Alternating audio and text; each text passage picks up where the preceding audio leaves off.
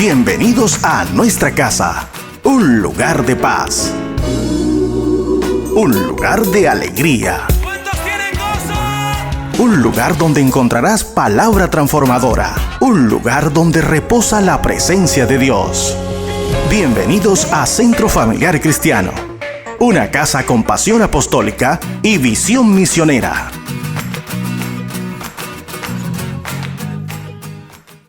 Saludamos a la gente que nos está viendo en nuestras redes hoy desde acá, desde Sincelejo, Colombia. ¿Qué tal si damos un aplauso al Señor? Gente que está conectada a esta hora en las naciones de la tierra, desde Sincelejo, Colombia, les bendecimos. Estamos en un tiempo especial y estamos en una serie profética, una serie de edificación que les llamamos Discipulado 2020, preparándonos para un nuevo año. Creo que el 2020 es un año extraordinario. Gracias. Y el tema de esta mañana, no pases de largo. Vamos, mire a alguien que está a su lado con cariño, abrácelo y dígale, hermanito, no pases de largo. La más grande prueba de discipulado. Vamos a mirar esto en esta mañana. Por favor, tome la Biblia, Lucas capítulo 10, verso 30. Lucas 10:30, respondiendo Jesús dijo: un hombre descendía de Jerusalén a Jericó y cayó en manos de ladrones, los cuales le despojaron e hiriéndole se fueron, dejándole medio muerto. Aconteció que descendió un sacerdote por aquel camino y viéndole, ¿qué hizo? Vamos, no le escucho, anímese un poquito. Y viéndole, ¿qué hizo? Pasó de largo. Asimismo un levita, llegando cerca de aquel lugar y viéndole otra vez, ¿qué dice? Pasó de largo. Pero un samaritano que iba de camino, vino cerca de él y viéndole, fue movido a misericordia. Y acercándose vendó sus heridas, echándoles aceite y vino, y poniendo en su cabalgadura lo llevó al mesón y cuidó de él. Otro día al partir sacó 2 denarios y los dio al mesonero y le dijo: cuídamele, y todo lo que gaste de más yo te lo pagaré cuando regrese. ¿Quién pues de estos 3 te parece que fue el prójimo del que cayó en manos de ladrones? Él dijo: el que usó de misericordia con él. Entonces Jesús le dijo, vamos, ¿qué fue lo que le dijo Jesús? Ve y haz tú lo mismo. Yo creo que la parábola del buen samaritano al lado de la parábola del hijo pródigo son 2 de las historias más conocidas de Jesús o de las parábolas. Esta es una historia conmovedora y que nos lleva a una reflexión profunda en esta mañana. El samaritano se ha vuelto un símbolo de la ayuda social. De hecho, en el mundo hay instituciones que tienen eso como proyecto samaritano o el ayuda. Porque el samaritano se ha vuelto ese símbolo de la ayuda al que está necesitado. Pero ¿es eso lo que Jesús quiso enseñar? ¿Exclusivamente eso? Yo creo que hay algo más allá de simplemente ayudar. Esta parábola del buen samaritano es la más grande prueba de discipulado que tenemos. Yo quiero preguntar en esta mañana, ¿cuántos aman a Dios acá? Los de este lado, ustedes como que están graves, ¿no? Estos hermanitos hay que orar todos que se conviertan, hermano. Voy a volver a dar otra opción. ¿Cuántos aman a Dios? Qué lindo. Aleluya. ¿De verdad usted ama a Dios? Bueno, al final de la palabra vamos a ver si el amén es igual de fuerte. Porque qué fácil es decir amén. Qué fácil es decir que yo amo a Dios, pero tenemos que filtrar, tenemos que probar si de verdad amamos a Dios. ¿Qué tanto amamos a Dios? ¿Qué tanto lo amamos? De eso se trata esta parábola. Es un mensaje directo al corazón. Jesús tenía en mente conmover el corazón de un hombre. Y yo quiero que observe con cuidado el contexto de la parábola. Porque el contexto de esta parábola surge de una pregunta con engaño. Hay un intérprete que le hace una pregunta a Jesús. Léalo conmigo, verso 25. Capítulo 10, verso 25. Y aquí que un intérprete de la ley se levantó y dijo. ¿Y dijo para qué? Note, para probarle: maestro, ¿haciendo qué cosas heredaré la vida eterna? Note, ¿quién aparece en escena? Un intérprete. ¿Quiénes eran los intérpretes? Señores, eran los versados, los maestros de la Torá, de la ley. Eran los abogados de la ley. Era gente que se especializaba en la Torá, en la ley. La profundizaban y la predicaban. Por eso se llama un intérprete. Era aquel del cual el pueblo venía cuando no sabían un significado de un texto. Venían a donde un intérprete. Entonces se supone que el intérprete era alguien que conocía mucha Biblia, que conocía mucha teología, que conocía muchos conceptos de la Torá. Este hombre está allí entre la multitud. Este hombre está escuchando a Jesús. Y entonces, amado, este hombre tiene una inquietud. ¿Qué haré para heredar la vida eterna? ¿Qué necesito para tener vida eterna? Note algo, aunque es un versado en la ley, aunque es un jurista de la Torá, tiene un vacío y tiene una preocupación que no es exclusiva de él. ¿Se acuerda a alguien que también le preguntó lo mismo a Jesús? Hace algunos días predicamos del joven rico. ¿Y qué le dijo el joven rico a Jesús también? ¿Qué haré para heredar la vida eterna? Este hombre tiene un vacío de eternidad. Este hombre le preocupa que aunque conoce mucho de la Torá, él como que percibe que no tiene garantizada la vida eterna. Escúcheme bien, los rabinos habían enseñado que todo judío que practicaba la Torá, que asistía a las ceremonias, que cumplía los rituales del judaísmo, tenían garantía del reino eterno. Todo eso lo cumple el jurista, el intérprete de la ley, pero aún así, él tiene un vacío, él tiene una preocupación. ¿Cuál es la preocupación? ¿Qué haré para heredar la vida eterna? Este hombre tiene esa pregunta profunda, señores, y aquí aparece un principio en esta mañana. Conocimiento bíblico y teológico no es tener la vida eterna. Tú puedes conocer mucha Biblia, tú puedes conocer mucha teología, pero que tú conozcas no te da la vida eterna. Porque en primer lugar, la eternidad no se obtiene por conocimiento, la eternidad se obtiene por amor. Gracias por su entusiasmo. Dije que la eternidad no se obtiene por conocimiento, la eternidad se obtiene por amor. Ay, ay, ay, alguien dice amén a eso. No es lo que tú conozcas, porque lea conmigo el verso 26, Lucas 10, 26, ante la pregunta engañosa del intérprete, ¿cómo responde Jesús? Él le dijo, ¿qué está escrito en la ley? Oiga, ¿qué está escrito en la palabra? ¿Cómo lees? ¿Usted no es intérprete? ¿Usted no sabe Biblia? ¿Cómo lee? ¿Qué es lo que está ahí? No me pida mi respuesta. Lea la Biblia le va a dar la respuesta. Eso es lo que le está diciendo Jesús. No me venga a mí aquí a enredar en conceptos teológicos. ¿Qué lees? ¿Qué es lo que dice la Escritura? ¿Qué es lo que dice la ley? Y entonces el jurista de la ley dijo, verso 27, por favor, léalo, anímese un poquito conmigo. Aquel respondiendo dijo, amarás al Señor tu Dios. ¿Cómo? Con todo tu corazón. ¿Cómo más?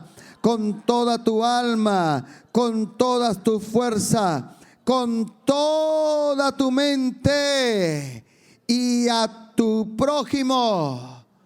Y a tu prójimo, ¿como qué? Como a ti mismo. Señores, ¿cuál es la clave de la eternidad? Amar. El jurista está resumiendo el gran mandamiento del Señor. Amarás al Señor tu Dios. Si tú amas a Dios con todo tu ser y tú amas a tu prójimo, señores, tendrás vida eterna. Gracias, aleluya. Qué interesante que Jesús le dijo, ¿cómo lees? ¿Sabe qué hizo Jesús? Lo llevó a la palabra. Le dijo, póngase en el espejo de la palabra, porque la palabra es un espejo en el que usted se tiene que mirar. Esta mañana nos vamos a parar de frente ante el espejo de la palabra. ¿Cómo leemos? ¿Qué es lo que dice? Amados, el amor no es un ejercicio cognitivo, sino es una transformación interior. No es lo mucho que tú sepas, es que tu corazón debe cambiar. Amar, mi querido hermano, no es conocer o saber mucho de un tema. Amar es hacer. Dije que amar es hacer. Porque Jesús le dijo, verso 28, ¿cuál es la respuesta de Jesús? Le dijo, bien, muy bien, intérprete, muy bien, bien has respondido. Entonces, haz esto y vivirás. En otra palabra, si tú dijiste que amar a Dios y amar al prójimo es lo que te da eternidad, entonces ¿qué tienes que hacer? Ame, ame. Y si tú amas, vivirás. Porque el amor te da vida. Gracias, dije que el amor te da vida. Haz esto y vivirás. Aleluya. Tendrás la vida eterna. Tendrás la vida en abundancia. Pero en segundo lugar, entonces aparece un problema. Y es que la justificación personal es nuestro gran obstáculo para un crecimiento espiritual. ¿Por qué nos cuesta crecer? Porque nos vivimos justificando. Entonces dice la Biblia, verso 29, y póngale cuidado, versículo 29, pero él queriendo justificarse a sí mismo dijo a Jesús. ¿Qué fue lo que le preguntó a Jesús? ¿Ah? No le escucho, ayúdeme. ¿Qué fue lo que le preguntó? Note usted que el intérprete no tiene problema con el mandamiento de amar a Dios. ¿Con cuál tiene problema? Porque al igual que él, usted y yo no tenemos problema con amar a Dios. ¿Cuántos aman a Dios? Amén. ¿Cuánto ama al prójimo?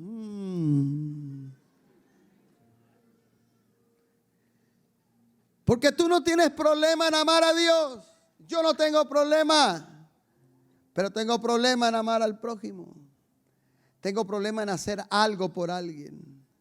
Entonces, el intérprete se quiso justificar. Es decir, ¿justificar qué?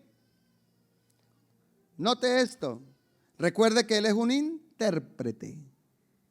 Levítico capítulo 19, verso 18. Vayamos a la ley. ¿Qué decía Levítico 19, 18? Mire lo que decía la Torá. No te vengarás, ni guardarás ¿qué? No guardarás rencor a los hijos de tu pueblo. ¿A los hijos de qué? De tu pueblo, o sea, a los judíos. No guardarás rencor. Note, la ley era clara, la ley a que mandaba. Que yo no tuviese rencor, que yo no guardara odio a los hijos del pueblo, sino que amara al prójimo como a quién, como a mí mismo. O sea que la ley esto lo mandaba. Pero con el paso de los años, ojo con esto, con el paso de los siglos, los intérpretes, por eso es un intérprete, es un hermeneuta de la ley. Con el paso, ellos fueron interpretando y sumándole algo a este mandamiento, que nunca Dios lo dijo, Pero ellos le fueron sumando. Cuando Jesús aparece, Mateo capítulo 5, siglos después, yo quiero que perciba este pequeño detalle que el lector pasa por alto.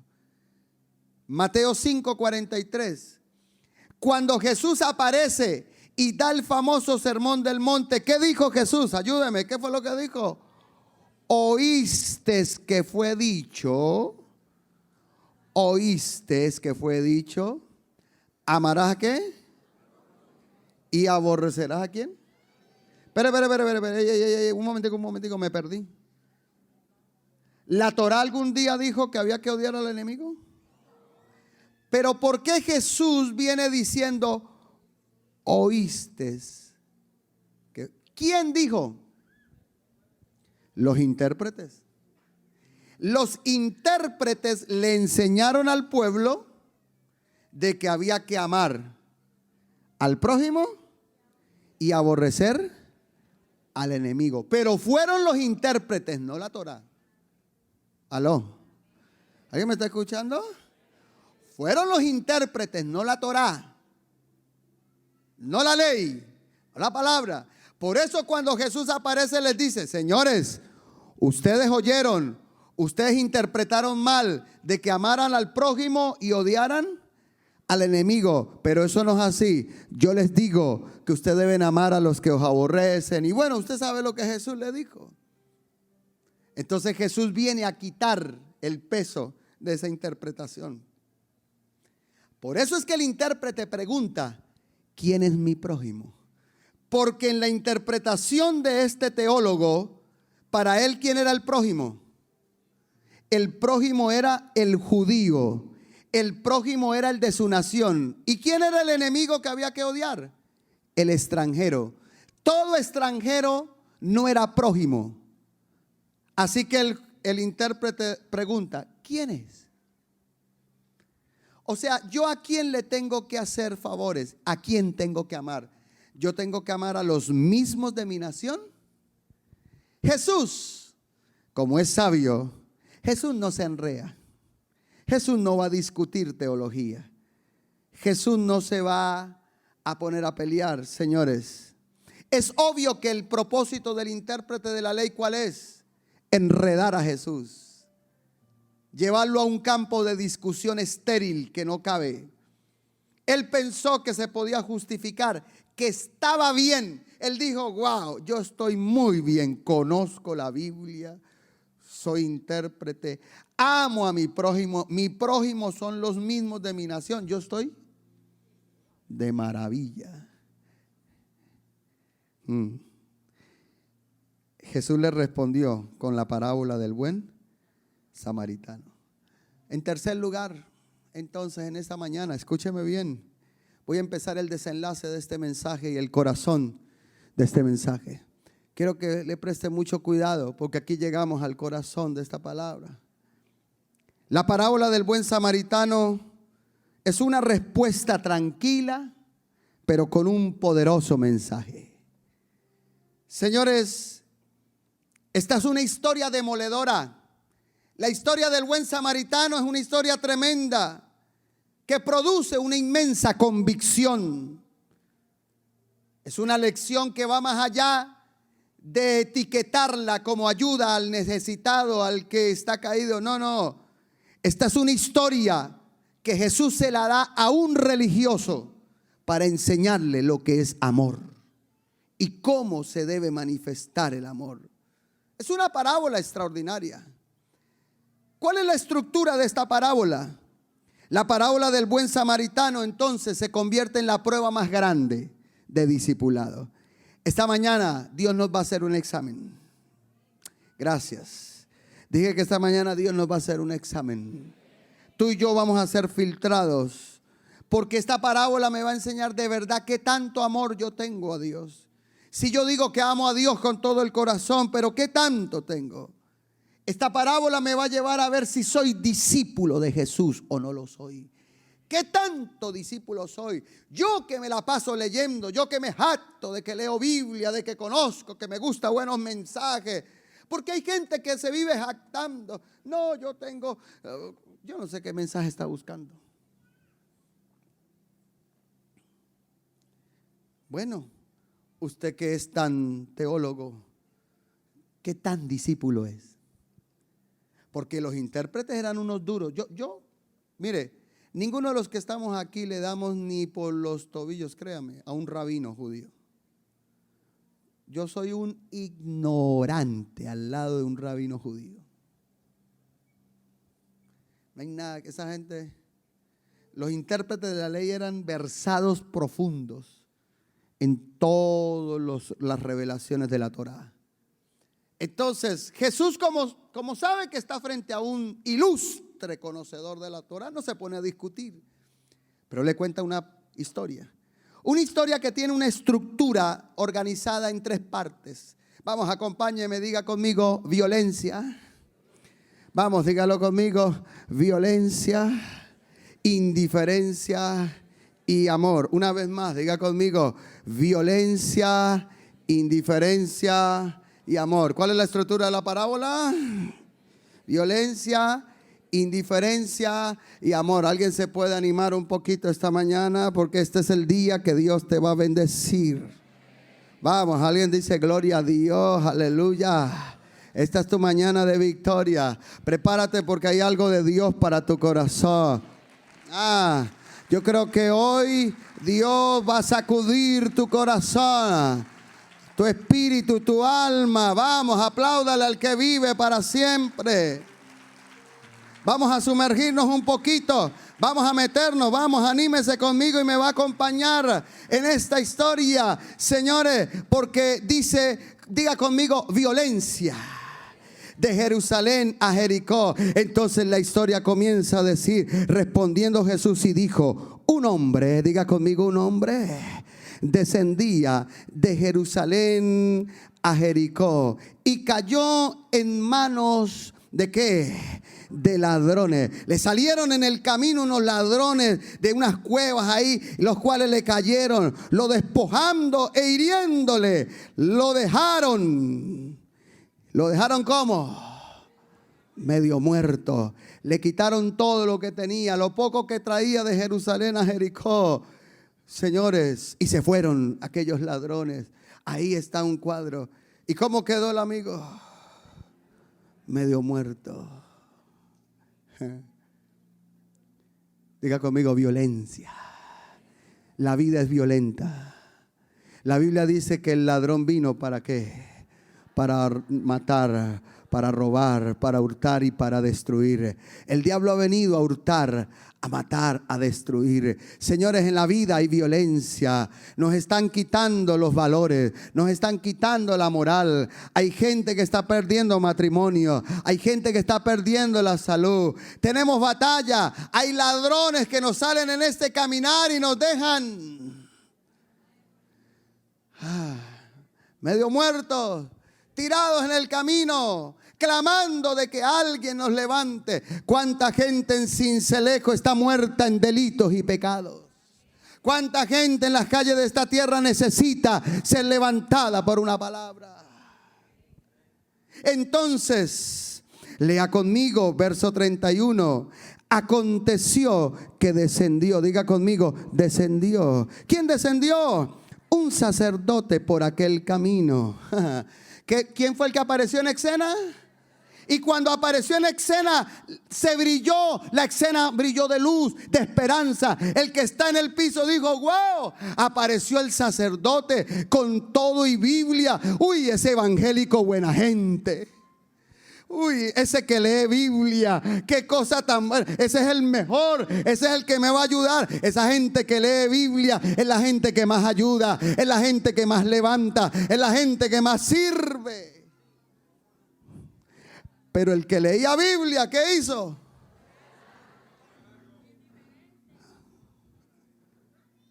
Se fue, mírelo. Así están muchos, así todos. Pura Biblia, pura Biblia. Pero no hacemos nada más. No servimos a Dios. Nos gustan los cultos, pero nos llaman a evangelizar, nos llaman a ir a rescatar gente sin Cristo. ¿Y qué hacemos? Pasamos de largo. Entonces aquel que era de esperanza Se fue. Pero señores, dice la Biblia, y así mismo también venía. ¿Quién venía en escena? Diga conmigo, un levita. Y llegando cerca de... Entonces vino el levita. ¿Quiénes eran los levitas? Los descendientes de Leví, los que estaban en los cargos del templo.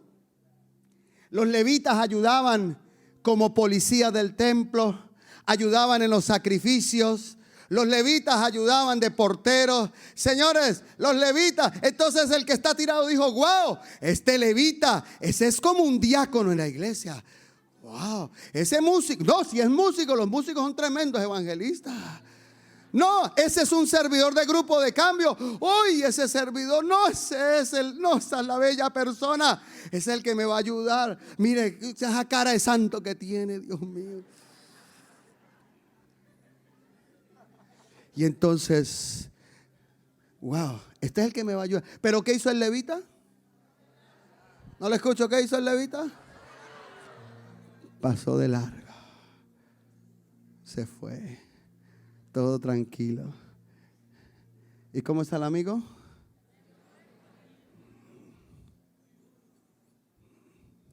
Allí está tirado en las calles de Sincelejo.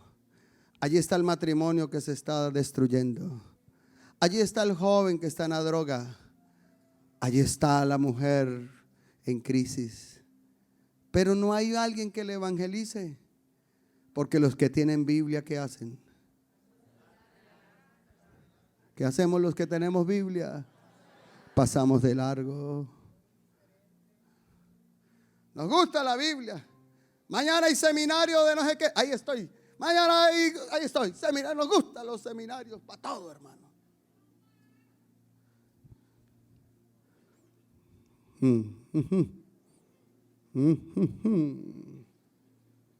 Algunos me están mirando feo. No importa que me mire feo. Señores, está medio muerto. Pero eso es indiferencia. Indiferencia. Sacerdote y levita fueron indiferentes. Pero aparece el amor encarnado. Diga conmigo, amor. Vamos, no lo escucho, amor. Pero un samaritano, aparece un samaritano, un transeúnte de aquel camino, que iba de camino, vino cerca de él y viéndole, fue movido a misericordia. Y acercándose, ¿qué hizo? Vendó sus heridas, comenzó a vendar sus heridas, comenzó a echarle aceite, comenzó a echarle vino por todo su cuerpo. Señores, comenzó a trabajar con su herida. Comenzó a trabajar con todo lo que le habían quitado y las marcas de aquel profundo encuentro violento. Este samaritano desconocido lo sana con aceite vino. Lo pone en su cabalgadura. Se lo echa ahí en la cabalgadura. Lo levanta. Hace un esfuerzo, señores, y lo lleva al mesón. No lo deja tirado, se va camino al mesón y allá va a cuidar de él.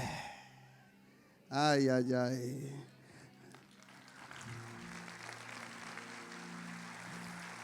Se lo llevó allá al mesón. Vamos, alguien debe aplaudir a Dios acá. Vamos, alguien tiene que aplaudir al que vive.